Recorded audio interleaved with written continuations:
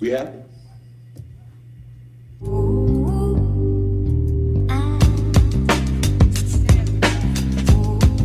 Vincent. We happy? Yeah, we happy.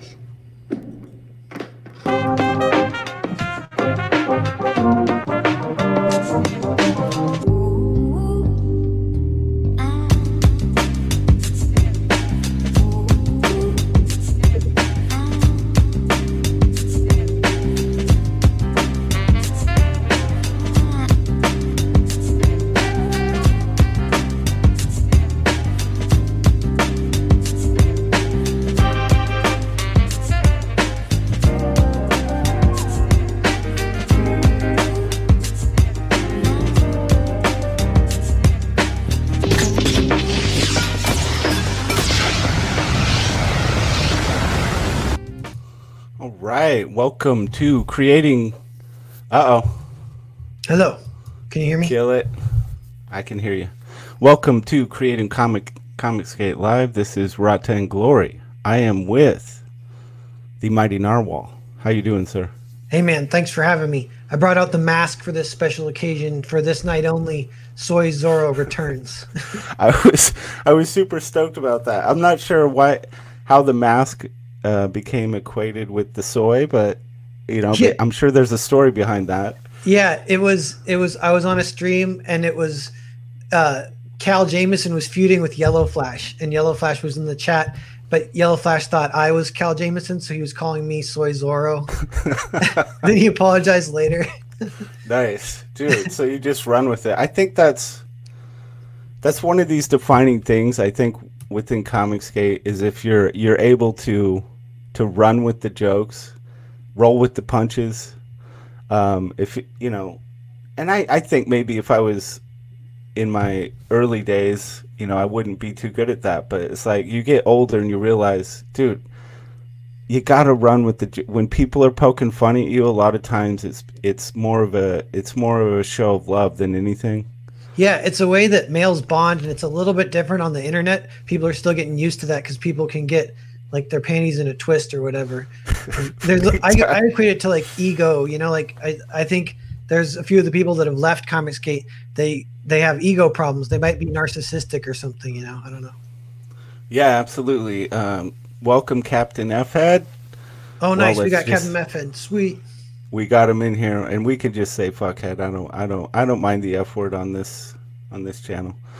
I'm so small, the YouTube algorithm doesn't even sniff my farts yet. So you wish you could get banned. Yeah, exactly. So yeah, dude, I appreciate the mask, and this is I did this for Michael Derrick of Grayscale, where I snagged a pitch from a previous stream, so you could just kick back and relax. Oh, nice. And watch yourself give the perfect pitch. So I'm gonna rock that for you. Cool. Let's get that loaded up. Are you an editing guy? Like, what is your day job? Editing at all? I'm a graphic design guy, and okay. I just Comicsgate really. Like for so many people, it's just been inspirational. I was kind of early days with EVS's channel. I encountered Cecil before he was in Comicsgate, like this Wizard of Oz thing he did, and then all of a sudden it was so cool to see him enter into that arena. But it's like there's something about this Comicsgate thing that just, I think it inspires people to get off their ass, Yeah. So I started to teach myself how to do film editing, and yeah, the memes flow. It's like a huge motivational thing. Yeah, exactly. All right, I'm gonna let you give the perfect pitch here. Let's do it. But yeah, just segue back to Foreign Agent. Tell us what Foreign Agent is about. All right, it's about like two soldiers come to a house. They're kind of like lost in the forest in the kind of middle of a storm. They're cold and hungry. They kind of force their way into this house, and the house has three people in it, like an old man, a girl, and a young boy, and they don't speak the same language as the soldiers, so they can't really communicate, and they're kind of having trouble. It's like maybe violence is going to break out, and they kind of start exchanging drawings to try to communicate. So that's kind of where it becomes a comic within a comic. And I've hired two other artists, including Wayward Draws, if you know him. He's a Comicsgate guy, but they are kind of cast as the characters as the art within the art.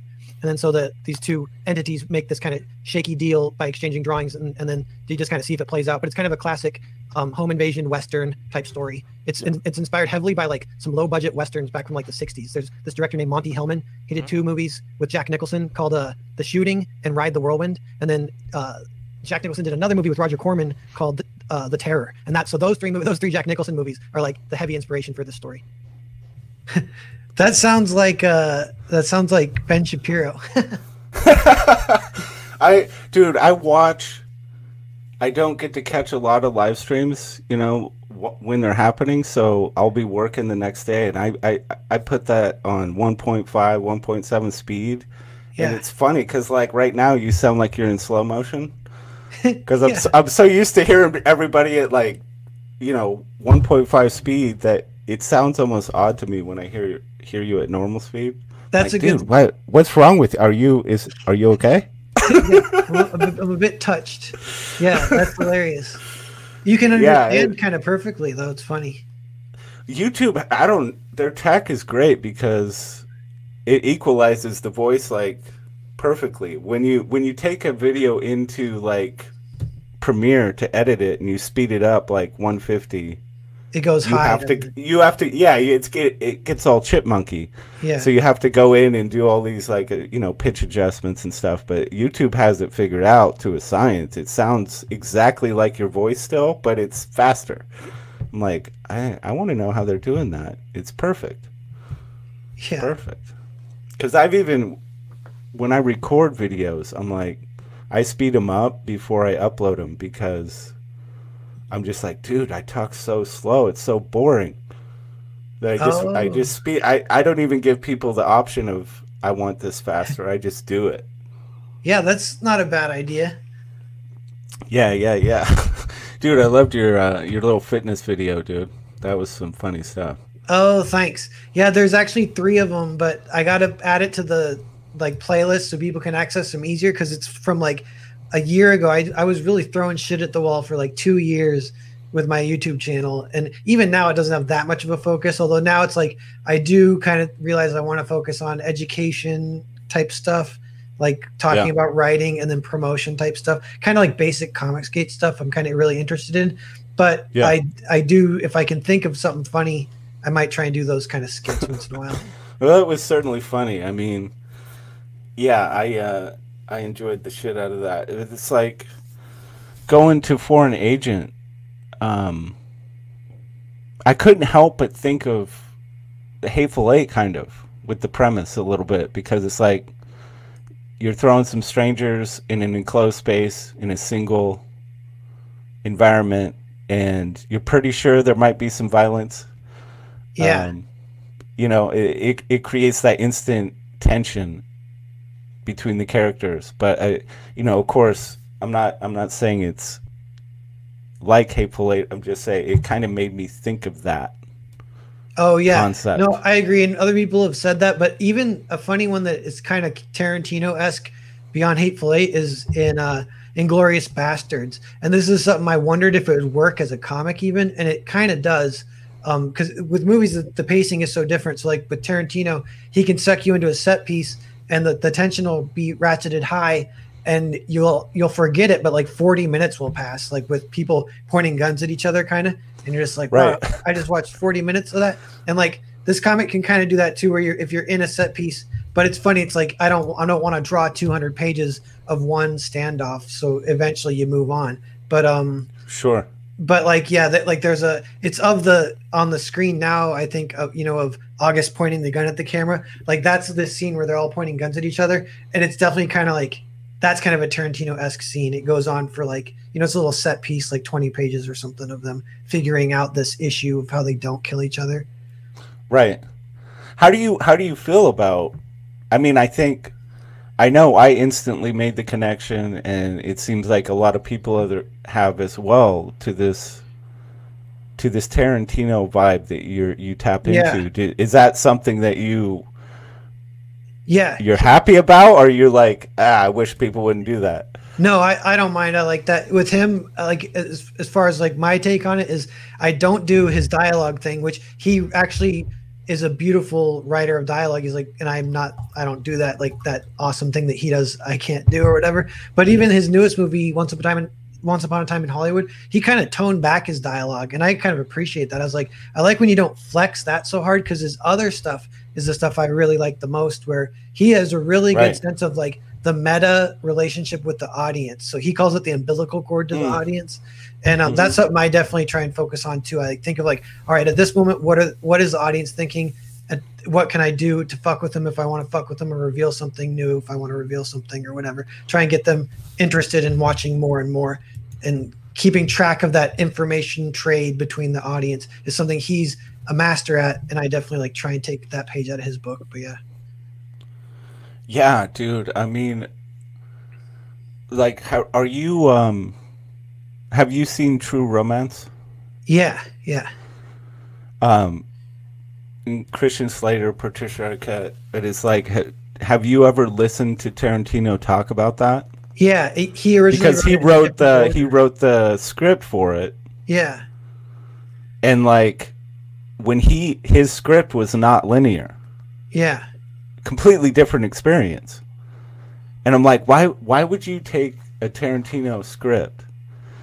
And in the Tarantino version, I mean, just long story short, it's like the protagonists, you didn't know if they were just psychos, like bad guys. It was unclear. The way he had structured it was so much more interesting. Yeah. Because you weren't necessarily sympathetic with the protagonists until toward the end of the film, or what should have been. And then the guy who directed it just restructured everything so it was perfectly linear and, you know, more formulaic, I guess, Hollywood. And I still love the movie. True Romance is a great movie. But how much better would it have been? Yeah. If you kept the Tarantino structuring? It's like, why? Why do you do that? I know. Yeah, and I heard like, so yeah, I agree with that totally. That's kind of how you can, one of the ways you can filter and control how the information gets to the audience and what that means, you know, for what they're feeling. But he did that too really awesomely in Once Upon a Time in Hollywood. And the scene with Brad Pitt, that's that set piece in the middle where he walks across the Spawn Ranch. And like that goes for like 40 minutes and it's so awesome. And I remember thinking, I remember thinking in the theater, I was like, man, I'm really worried he's going to die. And Tarantino pointed this out later because Tarantino said he knew this. So this is like meta kind of, but Tarantino knew that at this point in the movie, unless you knew spoilers, it felt reasonable and even logical that Brad Pitt would die at this point. To kind of give motivation to the hero to get revenge, or, you know, something like that. And so everyone sensed that, but you're sensing like classic storytelling structure and you're worried about that just for that reason. So he's leaning on this like meta reason that the audience has for that to be super entertaining. And that's like next level storytelling. That's like really good stuff. So powerful. I mean, I know Tarantino gets a fair amount of credit. I don't think he gets enough credit. I think there's a tendency to categorize him as like, you know, he's just kind of a bubblegum violence guy. And it's like, I don't think you get how much he understands the viewer and their experience. He's dealing with viewer experience. That's, I think, his primary concern is the viewer. Yeah. And how they are experiencing what they're viewing, how they're feeling, how to manipulate that feeling. He's a master. Yeah. You know? Yeah, like that opening scene in Inglourious Bastards with like the milk and the people under the floorboards and stuff. That goes on for 30 minutes and you're not bored at all. That's what I took one lesson from that too. I wrote down in my notebook, like I wrote down one thing, because like that scene, it only has one reason why you keep watching, why you can't turn away. You don't need two reasons why you can't turn away. You only need one. And so that one is like, they're under the floorboards. Are they going to get caught or not? And that will carry you on for as long as he wanted us. We would have watched, you know. But yeah. Right. Yeah. With Earthbound, something, you know, I'm a writer. I've made comics myself back in the day. And as a writer, there's this tendency to want to have all this, I guess you'd call it exposition or prose, you know, where you're giving all this extra detail and information about the world or what's happening. And it's like, what I noticed about Earthbound is that, except for maybe right in the beginning, there's a little bit of that, but mostly you just let the art and the dialogue do the work. Like, you avoided that temptation to overload with a bunch of text, and it's so beautiful. Thanks. Is that something you think about? Is that was that a conscious, like, I'm not gonna I'm introducing this crazy alien future world thing, but I'm not gonna explain it. I'm not gonna go overboard with that. Yeah, I think I have, like, I just try not to be redundant, so I might have a plan where that more information would get revealed later, and so I just kind of let it stew and kind of hope that the audience doesn't mind. And then the other thing is, maybe there's a little bit of this, kind of comes if I'm the writer and the artist. My ego isn't too much in the writing even, so like I can kind of like relax about that. I'm not trying to impress people, so I kind of can be chill with it a little bit. I think it works in your favor big time. And it's like, I think it's something most writers can't come to until they're, you know, they get a little age behind them and a little, because it's like you want to flex those muscles. To you, the writing is the most important thing. So you're always trying to flex. And it's like, I don't feel like it's clear you don't feel that need. And every page of Earth, it just breathes. It flows. It's like, I think you've said, you're hoping it's something people they kind of read in one setting, because even though it's long, you know, there's a lot of pages, it just flows, and you don't want to pull away from it. Yeah, thank you. And yeah, I think I want to, once I get this next round, because your boy Zach gave it a great review that gave it this huge boost. I thought it was over, but then all of a sudden I got like 350 new backers overnight, and it sold out basically. So right. I have to send those out this week. But then once people get that book, then kind of everyone's read it. Then I want to do a heavy spoiler discussion on my channel and kind of explain some of the secret, or like the tricks that I think I'm doing that might be effective. But one of the biggest ones kind of generally is I do focus a lot on subtext, but subtext not really meaning like, oh, if like sexual innuendo or something or whatever, like they say this but they mean this, but more like subtext being just like, there's like a lot of stuff going on. Like, even if you cut, like if someone asks about where's Spaceman, then you cut to Spaceman and he's doing something ridiculous, there's like kind of a lot of subtext even in that cut, you know, so that kind of helps with the flow. Yeah. That's something I wanted to bring up too, is like, you know, I read other books and I'll get done with them, and a day or two, it's like I have no recollection of the character, like names. Oh yeah. You know, it's not like they didn't plant the seed of standout, nothing really, you know, so I'm like, I actually don't know the names of the characters in this thing.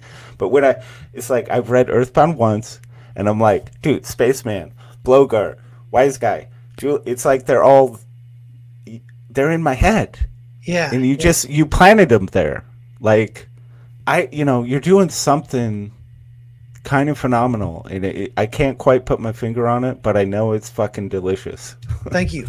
I have one other possible like mini theory for explain some of that, is like, this book was heavily influenced by Battle Royale. That's another movie it's heavily based or like influenced by, and like that's like this, it's not really a subgenre, but that kind of story is like, there's no plot per se, as far as like, there's an evil organization and we have a secret agent, you have to get in and get the MacGuffin and get it out. Oh, but now they have the MacGuffin. It's like, it's more like, this is the setup and now just let it play out. People are gonna do I say the strategy is the story. So like Dawn of the Dead's like that too. Like the story is like, let's go to a mall. Maybe we'll stay here because where else are we gonna go? All right, if we're gonna stay here, then we need to make the mall a safe place to live. So let's fix it up.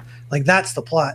And then it's just characters doing their thing. So Earthbound actually is like that, and then so like the story and twist kind of become like betrayals, allegiances, friendships, stuff like that. And that will definitely support and help that a lot. Yeah. So you did Earthbound. Were you always gonna like not do Earthbound 2 right after Earthbound? Did you always know that you were going to do another project before you did another Earthbound? Or were you even planning on doing another? I mean, I'm assuming you were going to continue Earthbound. Yeah, so with Earthbound, it was originally like a movie script. And when I turned 30, that's kind of when I was like, it's now or never. I need to make a big book now or not do this. So I started Earthbound. And right around then, too, I got hired for my first big, real, and it's like kind of only mainstream-ish comic gig that lasted a little over a year. That book's called Machete Squad. So that was even more my focus, but Earthbound, I was doing that in the background, too. And Earthbound, another funny thing is I did like 35 pages and released it for free online. It got an immediate, pretty positive response. But just like the bad luck of kind of the bullshit of the industry, it kind of went nowhere. And so, but from the beginning, people did kind of like it. But there was like an editor who reached out. He's like, would you ever? I read Earthbound. It was fantastic. Would you ever consider publishing it in print? And we were talking and exchanging emails. Then he ghosted me, and he ended up working at Oni. And Oni, like, they won't hire straight white males or whatever, So it was something like that. Oh my god. Yeah. It's such a weird time, dude. Yeah. I mean, I don't know. I know that it's like every generation they goes through something, like some kind of weird, like, whoa, this is really bizarre to the older. But it's like, it feels like now it's almost like they're having to invent something crazy just to blow the older generation's mind, and it's almost crossed the threshold where it like makes any kind of sense. And it's not working. Yeah. Like not enough people are like jumping on the train. I know. I keep hoping we go back, let's just go back to like the way it used to be, more normal. It will eventually, I think. So I'm kind of it has to reset eventually. Yeah. Unfortunately, I think typically with a reset has to be like a precursor of a reset, has to be something horrible, like some calamity has to happen. And I'm like, I don't want that, but I do want it to go back. Yeah, but quickly, so the Earthbound script, it was completely written. And then, so when I got to this point, I was like, what can I release? Then I dropped to, I was like, where's a good point? And it's, again, kind of for a Tarantino reference, it's kind of like Kill Bill, where he had the whole story, but he realized the midway point, because that's a kind of classic story structure thing too. Sometimes at the midpoint, you'll have, because you have 3 acts, but sometimes at the midpoint, you'll have kind of a table turning kind of moment.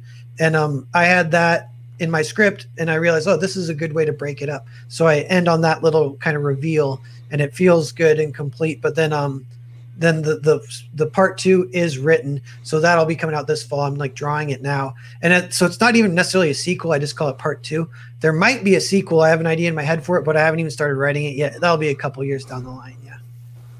Nice, dude. Yeah. Yeah, I'm like, dude, watching Earthbound sell out, for me, I was overjoyed by it. I mean, I can't imagine what you're feeling just watching that happen. Yeah, I like couldn't believe it, kind of, and just like a big smile on my face. And then like your boy Zach, I was like kind of emailing with him a little bit also, and he was emailing me back, and like it was so cool. Have you guys gotten on the stream and talked yet? No, but we've emailed a fair amount. The thing is, maybe he's good at emailing almost everyone. I think he'll kind of get back to you, at least with the, like your boy or whatever. But so I'd always reach out here and there, and like he mentioned in that video, we were maybe going to work together. He liked my art early on. He backed Earthbound for that reason. He said, this was when he's still on Twitter. He said, like, I find this art style very compelling. And even back then, my art style would cause little arguments. There's people that don't like it. And fair enough, I guess. I kind of do like it, though. I do try and keep myself honest, though, and I'm always trying to improve. But I kind of will defend it. It looks like how I want it to look for the most part, you know. But yeah, I think for a percentage of people, your art on its own is going to tap into something for them. But then there's this other cross section of people, I think, until they experience your art with the storytelling, with the way that you put together the story and the dialogue, and they're not going to get it until they see that. Yeah. And that's, you know, I'm sure that's part of the reason it was hard to get those gears turning on your campaigns, because people are so judgmental of art. Like, I do it too. I look at a campaign and within 10 seconds, I'm like, that doesn't appeal to me. Like the art, and I'm like, I'm not even thinking about the storytelling component. Yeah. So it's like, I think when people heard someone like your boy Zach drop like, whoa, this is, then they were like, okay, maybe I need to just get past this little block in my brain about this artwork and understand that this is something special that I need to tap into. And when you combine the storytelling, because you have such care for that, with the artwork, then you really understand what you're doing. Yeah, and that was something I had sort of planned, but could only wish in a million years that it would play out kind of basically how I would have my top, this would be, if I get everything I want, this is how it would go. It's I know not everyone's gonna, because it's kind of weird too, because everyone tended to like it, but some people are like, oh, pretty good, I liked it, pretty sweet, and some people are like, dude, that was amazing. And I was like, I hope someone, an influencer, more is on the that was amazing side of things. Yeah, you know? Right. Well, it happened, dude. Yeah, it happened. Just want to give a shout out to Skits Comic. Really, really great to have you here, El Guapo, 7 of 9. Really appreciate you guys being here. If you can, I'm busting my ass. I'm trying to grow this channel. If you can give it a like and a share, really appreciate it. Yeah, 11 people watching. What's up, chat? What's up?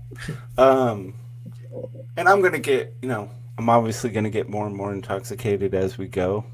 It's almost like I still have those nerves about doing live streams. So when you drink on a live stream, it's almost like a comfort to grab the drink and drink. So then you drink way faster than you would normally. And it's it's not really a good combination.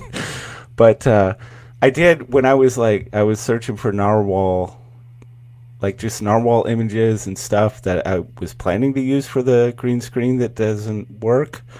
But I came across some stuff that I thought you might find interesting. This is the puppy that you absolutely need to have. Oh yeah, I did. People were tweeting that at me a year ago. That's hilarious. It's very cute.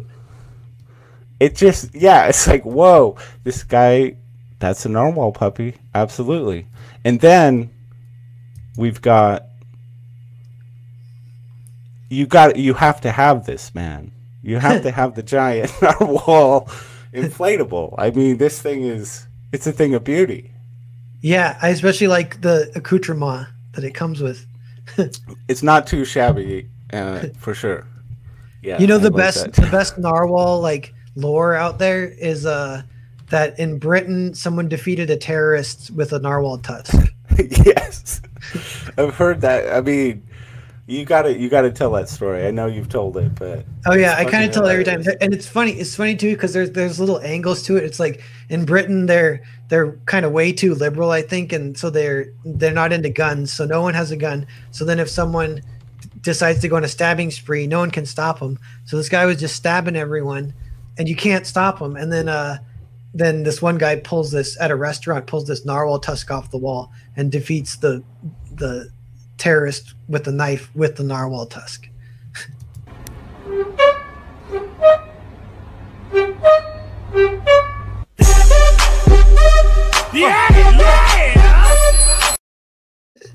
Yes. Dude, I love how StreamYard can let you do that, just play clips like that. That's Yeah, if you get a yeah. subscription, right? Yeah, dude, and they fleece you for that shit. Like, again, I did this. I wasn't planning on doing live streams, but I'm like, I want to be able to do these clips. It's too much fun. But man, it's like if you do it on a monthly, it's like, I don't know, $23 a month. I'm like, dude, that's a lot of fucking bank for something. I mean, if you made it $10, everyone would do it because it adds a lot of functionality, but you start dropping into the above 20 range, you're getting a little greedy, man.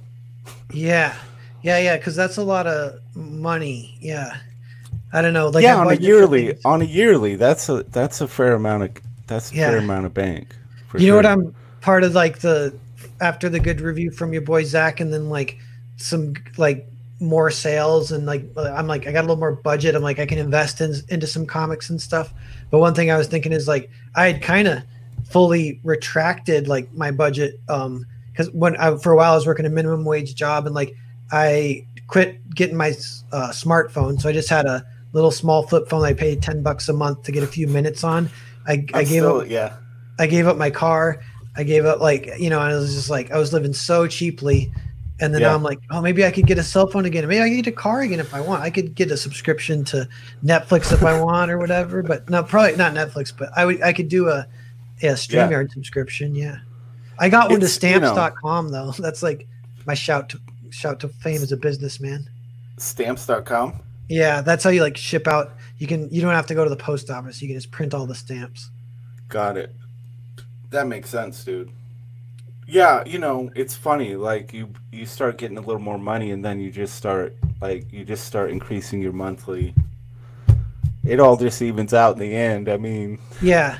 I live with my roommate is my cousin, and he's a programmer, and so he makes quite good money. He's close to making six figures, I think. And it's like we both live in the city at similar lifestyles, but yeah, like even like he'll go out to eat a little more than me, but yeah, his monthly expenses can easily get quite higher than mine even, I don't know. Yeah, dude, it's real easy when you have a little extra cushion. Americans, we are just notoriously bad at this shit, man. Like we are really good at getting to zero at the end of every month. Yeah. We find a way to do it. So there's a segment that I'm trying to kick off. I've done it once. It is the CG Rorschach test. And it's kind of meant to delve into that little brain of yours and see where you're at. So we're gonna kick that off.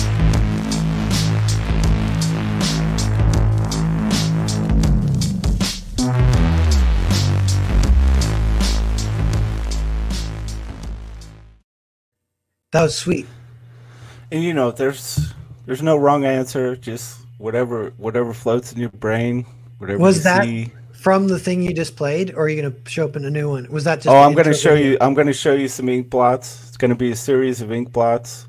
Okay. And you just kind of like let us know what you see in there, what it makes you feel. That kind of thing. This is funny, yeah. This is actually making me a little nervous, but that's it did. Michael Derrick was the same. He's like, I'm gonna suck at this because he knew it was what coming. What if I say like dead hookers or something? I'm like, no. Yeah, dude, you could go on an FBI list. Yeah, just like that. Well, you're probably already on there, so it's fine. Yeah. All right, I got the beard. So, it's a luxurious beard, man. I envy. I can't grow It's like I start growing a beard, and then it decides like it's gonna stop, and I can't. And I guess that makes me a little soy. I accept. I have one soy thing. I think if my mustache is a different color than my beard, I think that's soy. I like it when it's all dark, But it's like so, well, you're judging yourself by a different standard. If I could even just grow a luxurious anything, I'd be like, dude, yeah. I'm a man. Yeah, I'm a man. I'm a man. But no, I have to have this pathetic little thing here to pretend like I could grow hair if I wanted. Yeah, but, no, that's cool. That suits you though. You got a 90s aging 90s dude look. Yeah, there you go. Yeah. All right, so here's ink blot number 1. Oh, that looks at first that looked like a bat looking right at me or something. That's what I thought. First impressions are key. Yeah. All right, I like that. Okay. Go into the next one. That one looked like a vag having a period.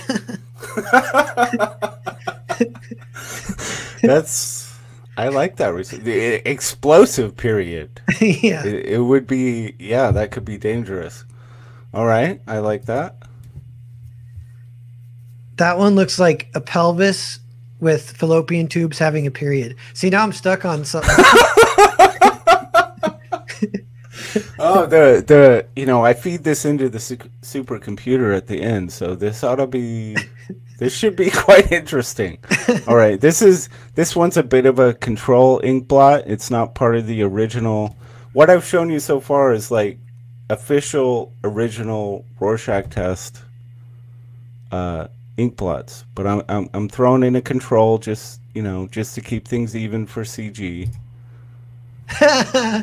That looks like a rocket ship of sorts. Very phallic. Super Yes. phallic. Okay. That looks like a goat's head kind of looking at me. Now I like that, dude. That's a really cool response. I like that. Yeah, I'm trying to be Dude. pretty like play it seriously or whatever a little bit, playing the game. That's the idea. That one, I didn't see anything quickly, like a blade of grass or something. Interesting.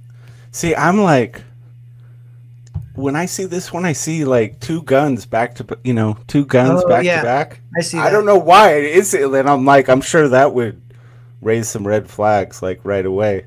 It also looks like a raccoon rug or something. But Yeah, that's only yeah, after a lot I get of- more time. Yeah. A lot of people are like, it's a lot of these are like, it's a bearskin rug. Okay, well, I'm gonna take those responses. We're gonna feed them in, and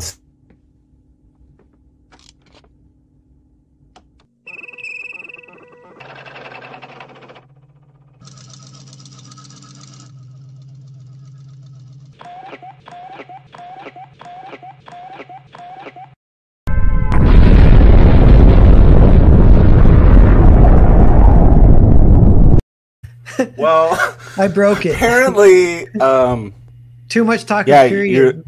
you're too many. Yeah, you got two explosive periods. I mean, this obviously was a little bit nuclear.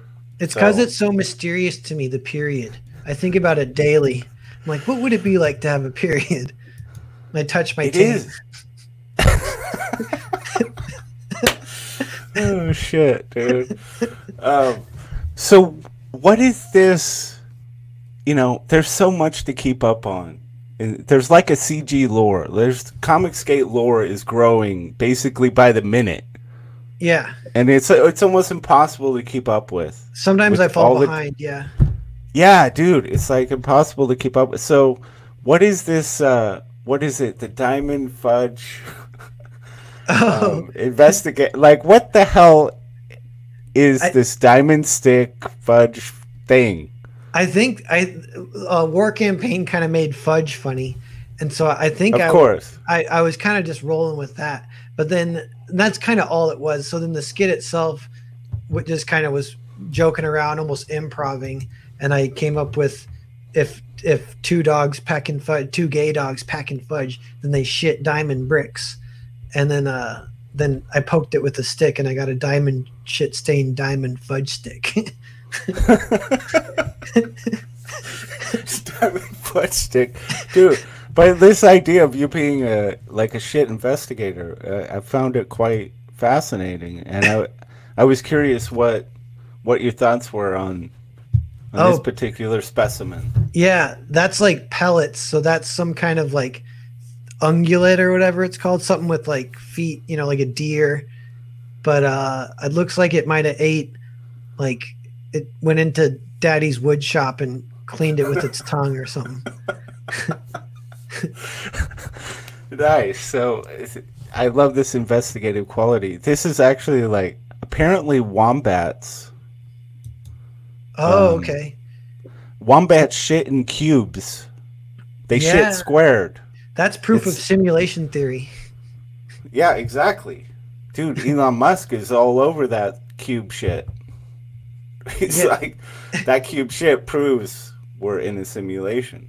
It means too. I wonder about their butt muscles. See, my investigative mind moves to their muscles.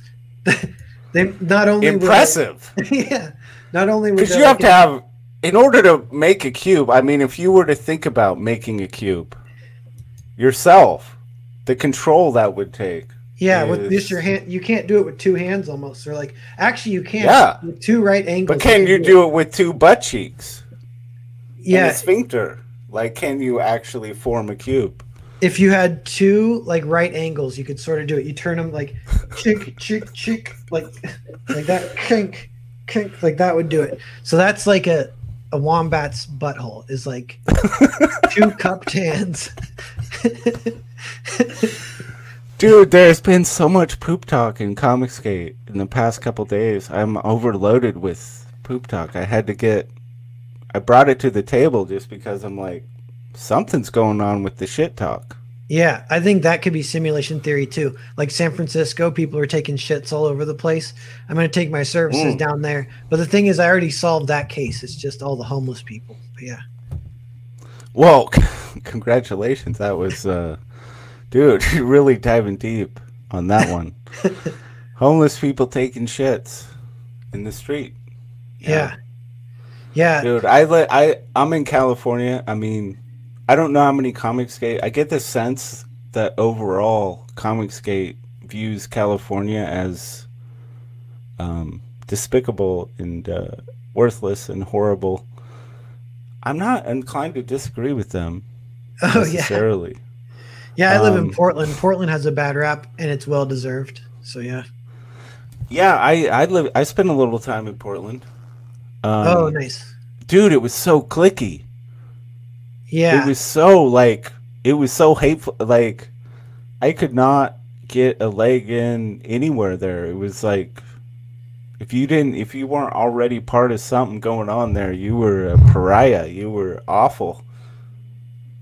Yeah, I haven't had luck making real life friends except for one who's a good buddy. I made one good buddy, and then I hang out with my roommate. He's a good guy too. But yeah, I love the town though. I mean, Yeah. the downtown was actually quite beautiful and inspiring. Like, there was a lot I liked about it. I don't know what it's like now. This was quite some time ago. Yeah, it is. It's still a pretty nice town. It is kind of got a little bit of a homeless weirdness problem, but all I cities think do that's, kind of. dude, it's spreading everywhere, man. Yeah. I don't know when people are we gonna actually look at this problem eventually? Like, people just seem to be ignoring it. Yeah. 'Cause they're like, yeah. The possible solutions are all weird too. You're like, we could ship them all to a camp. We could people are like, I don't want to do that. And you're like, we could give them all drugs. That's like kind of like the liberal one is like, give them heroin, Give them the needles. Yeah, that's The like what they needles do in will work. Seattle. Yeah. It's like, no.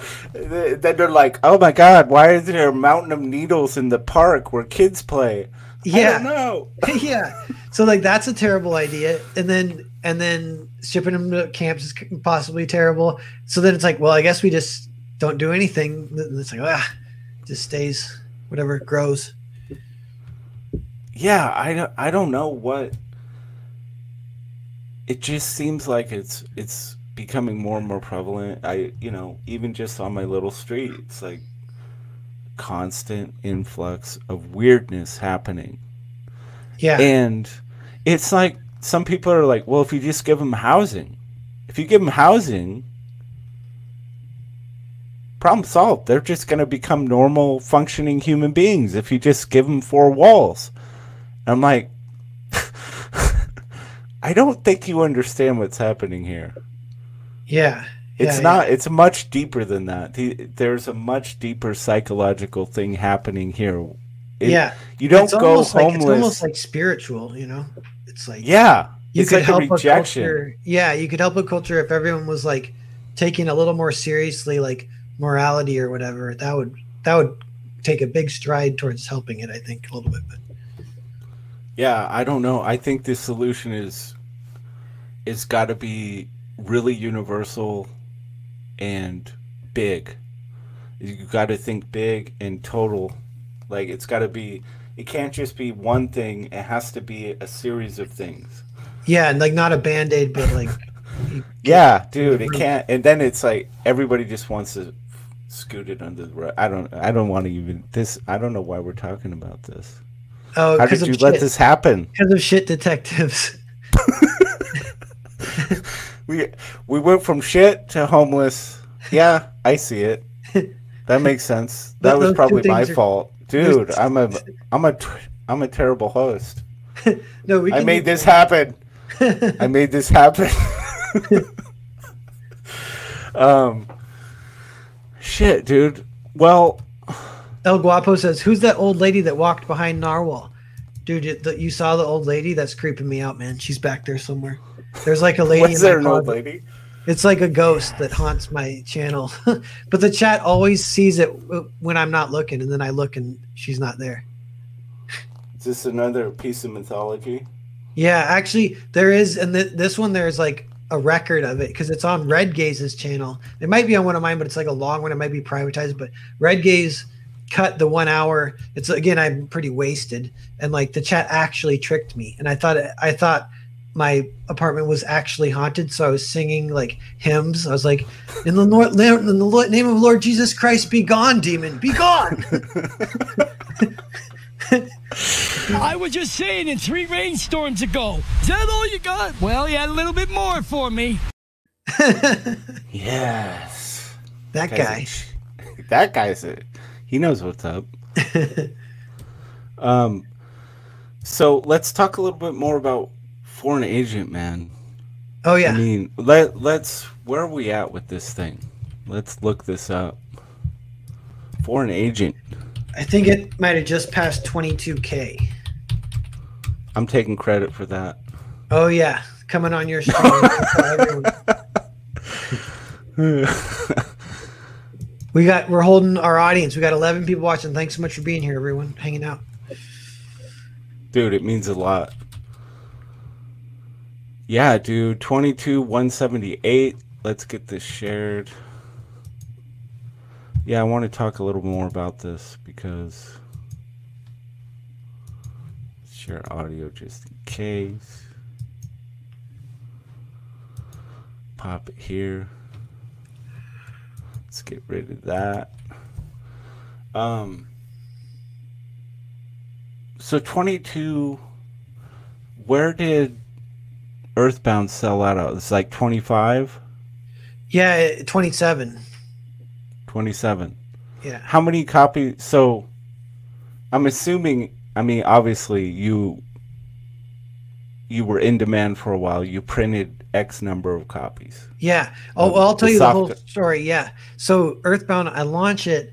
Then I actually, it raised like 14K, I think, something like that. Then I closed it a few months later. It was only in demand for a little bit. And then I go to order prints and I found out I could order, I sold like 450, I think, books.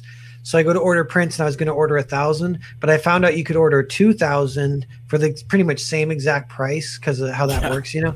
So I was like, if I can find possible storage for books I don't sell, then this is definitely worth it. And I have a friend who owns a restaurant. So I asked him, he has tons of storage space. I was like, can I just rent some from you? He's like, I'll do it for free, man. I was like, oh, thank you so much. So I ordered 2,000. So then I reopened the campaign. And that came in the form of a second campaign, basically. And I called that one Earthbound featuring hardcover. So then that one did 5,000 in a month. And then over the course of like quite a while I'm fulfilling it, like 10 months or whatever, it got up to 14,000 or 13,000. So then the whole campaign together was like at 25,000. Then your boy Zach gave the review and it got like that 13K bump to move that one to 27. So the whole thing is at 41,000, which is cool. Like, I don't know if people know that necessarily. Like, I think the 40K club is a little rare. Like Earthbound passed that. So it's in that. Dude, I didn't realize that. Yeah. Dude, that's rockstar status, man. Yeah, seriously, thanks. Congrats. Thank you. And yeah, and it ended up selling between the two campaigns over 1,000 backers, so it's in that club, which is nice. And there was one other thing. Oh yeah, so this year, because of that good luck of that boost from your boy Zach and the good start for Foreign Agent, I think I'm ranked for Comicsgate fundraising. I'm behind, like, Cecil is first, then John Malin, then Ethan, then me. Right now, that's how it's ranked. Yeah. That reminds me. This is something I wanted to ask you about. Like, you know, being a human being is a really complex, interesting process, and like I've found over the course of my life that I've been on the brink of potential successes. I've actually encountered myself being quite self-destructive. Oh yeah. To that, because it's like with success, with that, when you cross that line, there's this all of a sudden a kind of added responsibility or expectation, and I think our like dark primal brain is like, I don't want that, and you try to kill it. So how did you feel about? I think you've crossed that threshold, whether you wanted it or not, and like how did you feel about that? Yeah, it took me a few days, and this is something going way back, kind of when the first time opportunity struck. I would kind of remind myself, I was like almost like every morning I was like, note to self, don't self-sabotage, don't self-sabotage, don't self-sabotage. And that kind of meant like not going out and like fucking with everyone on Twitter. Like, it's pulling my ego back, basically, would really help with that. And so then get the next kind of big point of success is kind of with the Ethan and your boy Zach kind of helping me in the one weekend, that kind of breakthrough. And that I was like, didn't know what to feel. So I was drunk for a lot of it. And then I had a little break. I took a few days off, and I was like, I had a adrenaline rush stomach ache for like 5 days, and I couldn't sleep. And then, except the days that I was drunk. And then I kind of, by the end of that, I was like, I think I know what I want to do. I just like, I'm going to frame this, and how it feels is basically like an opportunity. So I just don't want to waste this opportunity. So I'm like, all right, I'm going to just stay focused and organized and keep going, trying to make some books is kind of like the plan, basically. Yeah. No, that's cool, man. It's like, it's fun to watch someone kind of seeing it from the outside and watching someone go through those process, and like, dude, and have you ever revealed your age? Does anyone know how old you are? Yeah, I'm 33. Yeah. 33. Ooh, spooky number. Yeah. I mean, if you're into that kind of thing. Yeah. Isn't it like, it's like the Mason number, and it's the number Jesus was when he died, I think. Yeah. Right. Well, you were looking pretty spry in your fitness video, honestly. Oh, thanks. Like, yeah, the thing is, you're not like on the brink of death like most Comicsgate. Yeah. I used to be kind of athletic, and that's actually a little thing about like good artists, like, and this is obviously not always true. Actually, it might in some ways be weirdly true. Like, even Donald DeLay, who like, even he'll admit he's like overweight, but I bet you underneath all that is like an athletic, like, mind and body, maybe. And like, but tank. Yeah, like Rob Willis is like that. Obviously, he has great physique, but Frank Frazetta was a famous great athlete. Todd McFarlane is a famous great athlete. So a lot of times being a decent athlete can really help with your art, because you can kind of feel your body and feel how it moves and stuff while you're drawing, and kind of reference your own feelings of like that. Kind of helps me. So like, I played a lot of soccer and a lot of basketball. So at this point too, now I'll get wasted, I'll be hungover, and my knees hurt, and I can't, and nothing's fun because I'm out of shape and shit. But I feel like it's not all is lost. Like, being 33, I could get back in shape. I actually signed up to do a hike with my dad, a pretty decent kind of hardcore-ish hike in June. So I was like, oh man, I'm gonna have to get ready for that. You got to, yeah, dude. I mean, I got a decade on you, and I'm like, we're gonna be hopefully moving from California to Utah. We're going to Mormon country. Nice.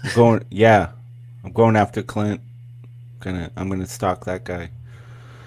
But it's like even just the idea of like lifting furniture and doing moving stuff. Like I will kill myself if I don't. I need to start like getting in shape or something. Donald DeLay, hey, check this out. Donald DeLay is here, and he goes, "Did you just call me?" I thought about saying, I don't know if I added this. I was going to say this addendum. I was like, even Donald would admit that he's a little overweight. Something kind of. I don't know that I've ever seen Donald DeLay other than Avatar. And he reproduced, so like it doesn't matter how fat he is because he passed his genes on. I didn't know that was a thing. So you can get as fat as you want as long as you pass the genes on. I didn't know there was a thing. Yeah, that's why dads get fat because like, fuck it, I'm done. Donald DeLay in the house. What's up, my man?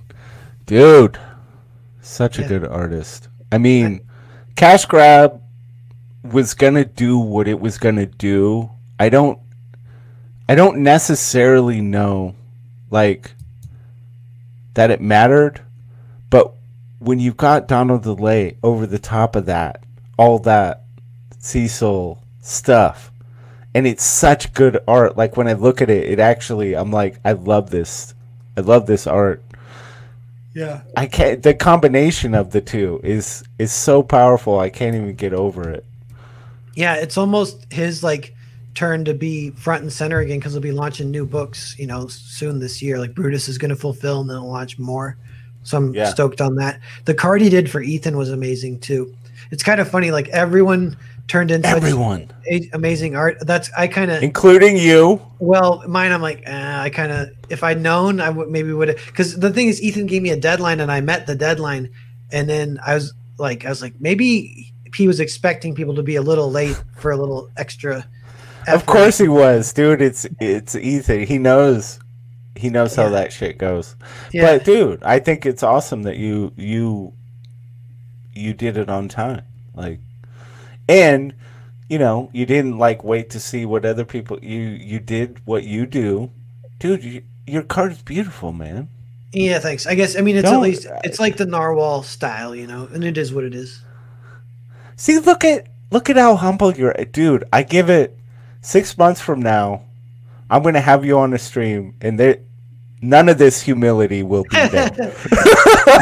That's funny. I thought about that. It's like, is there a point where I would like laugh and my head gets big or something, like I don't know, like if I do, like I fantasize sometimes about like, what if I was like get some satisfaction from not even your boy Zach, but I guess this would be like the next thing that would blow my mind is like, what if like, I don't know, like I even hate even saying it, but like who's like a writer, like even like Frank Miller, like what if he somehow read Earthbound and was like, hey, that's a damn good book? I'd be like, what?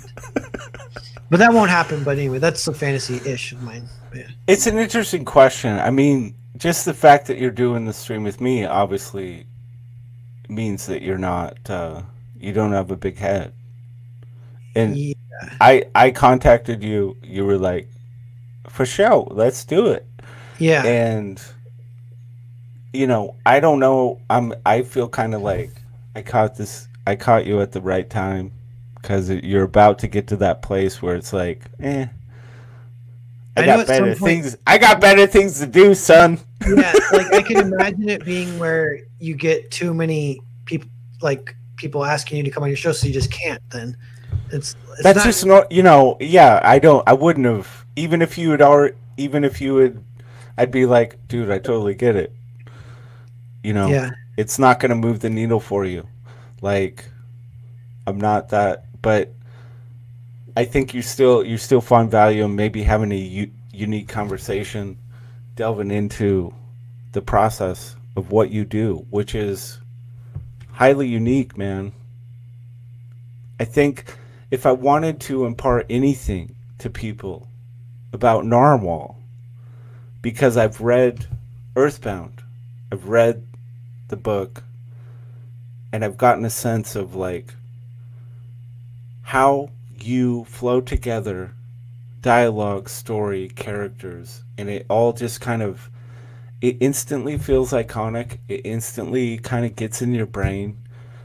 And I'm like, Spaceman, I want to know what this guy does next. I want to see Blogart. I want to see Wise Guy. I want to see how this plays out. Like, it just feels like you're one of those guys that produces stuff that is iconic, pop culture, but deeper than that. It's not just pop culture isn't really doing it justice. It's got a deeper literary value than that, but it has a weight to it. And it's so exciting. I feel like you're kind of the pride of CG right now, man. Thank you. Yeah, I mean, that's high praise. Yeah, and it does, like, it almost makes me feel uncomfortable. So I do even feel a little bit of some of that still. But yeah, I get that. Yeah. I want to, but like, I think that's part of the reason people love you, because you're just like, I don't know what to do with. I don't know. Maybe I'm not. Maybe I am. But you're still. I don't think anything will ever change. That you're narwhal, and you have this quirky, weird way of being. And I'm super stoked. I, for one, am super happy that mainstream didn't just jettison you. Because they would have controlled who you were. You wouldn't have been able to be you. Yeah, like, what if I was just drawing Spider-Man or something like that? Yeah, dude, they would have controlled. Like, now we get to experiencing full narwhal, like, uninhibited. Comicsgate is never gonna, like, inhibit you. You can be who you are and do the art and book you want to do. It's so fucking cool, and you're gonna make the money, dude. There's gonna come a point where you're making the 6 figures. Yeah, sooner or later, maybe. Yeah, like, I don't know if I've announced this yet, like, to Comicsgate proper, but the other day at the deli, I did give my 2 weeks notice, because I did a little math in my head too, because I was like, well, it's like I worked there 1 day full time a week. That's all I was doing lately, and that's $80 per shift, and so that's $320 per month. You know, that's 3 times 12, like 3,700 or something per 3,800 per year. And I was like, that's kind of a lot of money. That could sort of help me. But then I was like, but wait, like, that's like, it's 55 days that I'll get free again, and I could do a page a day. So that's 55 pages I can maybe draw. And I'm like, what would I pay myself per page? I'm like, $200. So what's 50 times 200? That's 10,000. So it's like, okay, it's way more valuable to me to have this time towards comics, because that's one thing I'm facing. That was, like, very, very Clint Stoker right there. Yeah. That was very surgical, man. Yeah. Yeah. I kind of have that kind of brain definitely sometimes, but yeah. But shoot, what was I gonna say? Just that. Oh yeah, because I have, like, a lot of, well, you know, like 10 or so graphic novels I want to do. Like, they're all kind of like this Earthbound plus size. You know, they'll be thick 200-page books. I want to do 10 of them, and each one takes, you know, at least 1 year, sometimes 2 years. So I'm like, oh man, that's like 20 years. I'll be in my 50s. I'm like, I want to do it sooner if possible. I want to bang through them. So I'm trying to think. That's part of my, like, riddles I'm trying to solve, is like, how do I up production, get stuff out there? Because the thing that bottlenecks it is art production, but I don't want to lose that narwhal flair, that narwhal style. But also, like, writing is kind of one of the things that I find is the most fun sometimes, but sometimes also not. But I don't know. So just trying to figure out all, you know, like, dude. Yeah. I think you writing and working with other artists is absolutely feasible. Fundamentally, I think it's something you should do, could do.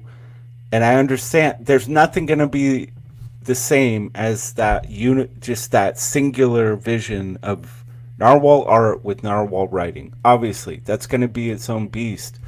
But you're writing with another artist. It could be fascinating to see that develop, man. Yeah, I definitely want to. I'm testing some collabs now and some interesting ones. One interesting one is, by the way, Rise Again in the chat. What's up, man? He's a brother of mine. He and I discovered each other early. You know, like we kind of recognized a little talent in each other way before either of us kind of our stars rose a little bit. Nice. But there's a guy named Matt C. kind of in the scene. He did a book called Kyrie, and he writes and draws all his own stuff too. And I kind of pitched him an interesting collaboration because I said, forget like, you know, a collab as far as like I write, you draw, you write, I draw. It's like we both can write and draw. So what if we both wrote and draw the whole book? And I'm like, I don't know what that means for the art. Like it might mean that each page the art styles might change. Like, but maybe we'll like maybe not. We'll find a way to have that not happen. Maybe, you know, like the way I'm thinking, I'm trying to pitch to him is like we might both force ourselves outside into a new style, and we are decent enough at art that we could draw in a new style together. And like it would take a like an eye, someone with an eye where they really look closely, they could tell. Like with animation, it's like this, like, you know, characters have the model sheets. If you stick to the model sheet, no one can really guess who the artist is unless you look really close or something. But right. Yeah. Well, to me what's exciting is that you have the total freedom to make those decisions because of where you're at in the crowdfunding scene, and you're not beholden to any, you don't have an overlord, you don't have a corporate anything. You get to make these judgment calls on your own. You get to do what you do. Yeah. That's so badass. I love it. Yeah. And you know something else? A lot of these decisions, they can get made in slow motion, which that tends to make decisions good decisions. Cause like sometimes they call it like decisions through indecision, or like just like, so that's where should I or should I not, should I or not? And then the time passes where you even could, so you didn't. And you're like, well, guess I didn't really want to cause blah, blah, blah. But like, you can't always do that. Sometimes you're like, they're like, pick A or B. And you're like, I don't know. With comics, it's like, I kind of, it's like, it takes 2 years to do a book, so everything kind of slowly falls into place, and it's not like I'm rushed to make any decisions as I go necessarily. Like I even think sometimes I'll go back and like get worst case scenario. Like I think even with Foreign Agent, I wanted to mess with one of the characters' hairdos, so I went through every page and changed his hair just a little bit. It took me one day. It wasn't that big a deal, you know. Yeah. I love that shit, dude. Yeah. Dude, I'm really grateful you came on the show. I enjoyed this immensely. I know that Crowdfunding Comics is rocking their 100th episode, and I kind of want to like catch some of it. Drop a link to that and get people over there. And dude, guys, don't miss out on backing Foreign Agent. Earthbound right now is sold out. You're not going to be able to get that until the fall in a different form. So Narwhal is selling out books. He's making a huge splash. His stuff is unlike anything you've ever read in comics. I can't express enough how much you're going to do yourself a favor when you back this guy's books. That's all there is to it. Yeah, thank you, Rot 10. Yeah, you honor me, and that's awesome. But you yeah, it's honor fun me talking by to you. being here, dude. Yeah. I had a great time. I hope we can do it again. I'd love to be on your channel too. And you know, everybody go check out Crowdfunding Comics 100th episode. I think EVS is going to be on there. And thank you, Narwhal, again for being here. And we're going to call it quits. Please Sweet. like and subscribe to the channel. Appreciate that. Yeah, thanks, chat. Soy Zorro in the house. I'm back Soy forever. Just kidding. Zorro. Just tonight. I love that you wore that mask, dude. I appreciate that. Peace out, everybody.